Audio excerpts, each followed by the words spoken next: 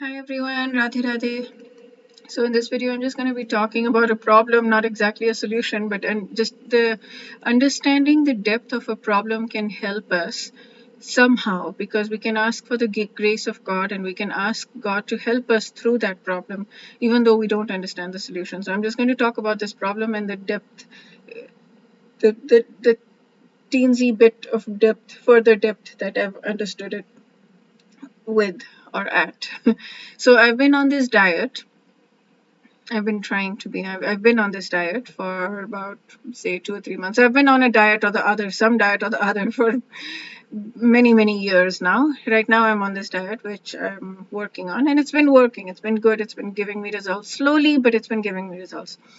And I find myself sabotaging. So when I start seeing results, I start to eat bad food. I go off the diet. It's not been that easy. But what I've noticed, and my thing, I have stopped eating the worst food, as in I've stopped eating processed food, and for the most part, like I'll have achar or pickles from the store. I don't know if that's considered processed or not. Or I'll have, butter from the store. Or I don't know what is considered processed and what is not exactly. But for the most part, I've stopped eating processed food and frozen food completely, which I used to do a lot. What I do eat is I eat food at the temple, and I'm not supposed to be eating sugar, but I eat the sugar as well. Like I eat halwas and kheer and things like that. These are Indian sweets for those who don't know.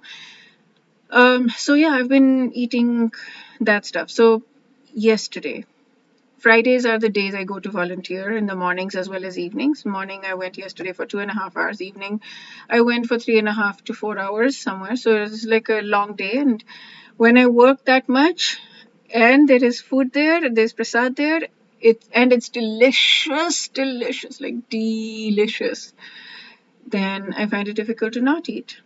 So what I did yesterday was I ate after the morning volunteering as well as the evening volunteering. But the thing is, it didn't satisfy me. This is exactly what the Gita has been talking about we can just keep scratching that itch, that itch for the taste, for the tasty food. And I did it. I did. Hunger, I can understand, right? Hunger, if you're feeling hungry, then I can understand eating, because it's a little bit deeper than an itch. I mean, even though it's not real hunger and we can easily, fast, but it requires more willpower, and I understand that. It feels deeper than just a craving or an itch. But eating that sugar, there was nothing to it, nothing real. And my craving would not get satisfied. I ate like four bowls or something maybe throughout the day. And I still wasn't satisfied. I could have eaten and eaten and eaten and eaten and eaten and eaten, and that craving would not have been satisfied. That is what this material world is all about. There's thoughts in my head, and I so do not want to think those thoughts. They just keep coming into my head over and over again, and I so do not want to think those thoughts. It's fulfilling a craving. It is fulfilling something related to the false ego. It's making me feel right. It's like, this is why I'm right. This is what I believe. But I don't need to think all of that. I can think of other things that are positive. I can think of Krishna, and I can think of the beautiful pastimes that he's had, Leelas that he's had in Vrindavan. I can think of Radha and Krishna. I can think of the gopis and Krishna. I can think of Yashoda Maya and Krishna. I can think of really good things, and instead my mind is just pulling me to think of these things that I don't want to think. Things that I'm probably right about. That it's not that I'm wrong. It's just that I don't want to put my attention there. It's just that my thoughts are going to a place where it's just repeating and repeating, and it's useless. And it's been doing that all my life. Like, it's not a new thing. It's a mind chat, right? There is this Sanskrit shlok which I really love about the mind being, and somebody saying, this is how the mind is, and the mind is like a monkey. A monkey is already very restless and like antsy all the time, just moving all over the place. A monkey that is being chased by a ghost that has been bitten by a scorpion and that is drunk. So, like, you take on an already restless monkey. So it's not just a monkey mind, it's a monkey mind that has been bitten by a scorpion, is being chased by a ghost, and is drunk. That's how my mind is. I mean, I'm sure many of us face that. Okay, so that's all I wanted to say. It's just that I understand. I'm having this understanding. I'm sure I've had this many times before as well, but I'm having it right now, and I'm just sharing it.